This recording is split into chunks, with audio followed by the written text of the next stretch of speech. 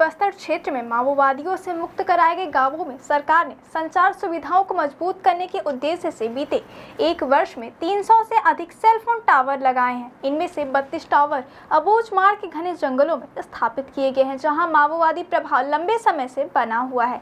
इन इलाकों में सुरक्षा बलों और माओवादियों के बीच लगातार संघर्ष होता रहा है। सरकार की रणनीति है कि जब किसी गाँव को नक्सलियों से मुक्त कराया जाता है और वहाँ सुरक्षा शिविर स्थापित होते हैं तो सबसे पहले सेल फोन टावर और अस्पताल जैसी बुनियादी सुविधाएं विकसित की जाए।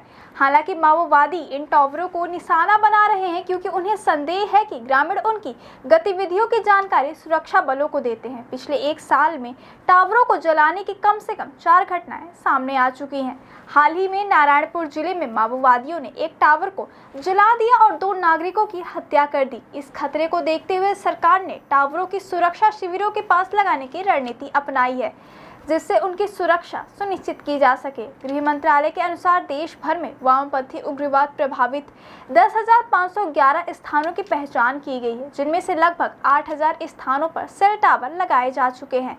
इन प्रयासों के चलते उन क्षेत्रों में लोग लौट रहे हैं जो कभी नक्सल भय के कारण खाली हो गए थे। उदाहरण के तौर पर नारायणपुर के गरपा गांव में 6 नवंबर 2024 को सुरक्षा बलों द्वारा शिविर स्थापित किए जाने के 3 सप्ताह के भीतर वहां सेल फोन टावर लगा दिया गया था। इसी गांव में अब तक लगभग 300 लोग वापस अपने घर लौट चुके हैं।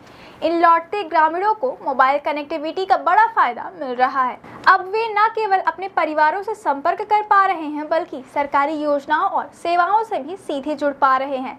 सरकार का लक्ष्य है कि जल्द ही शेष 79 टावर भी उन क्षेत्रों में स्थापित कर दिए जाए जो अभी तक संचार सुविधाओं से वंचित है। छत्तीसगढ़ के बस्तर क्षेत्र में माओवादियों से मुक्त कराए गए गांवों में सरकार द्वारा बड़े पैमाने पर सेल फोन टावर लगाए जा रहे हैं, जिससे संचार व्यवस्था सुदृढ़ हो रही है।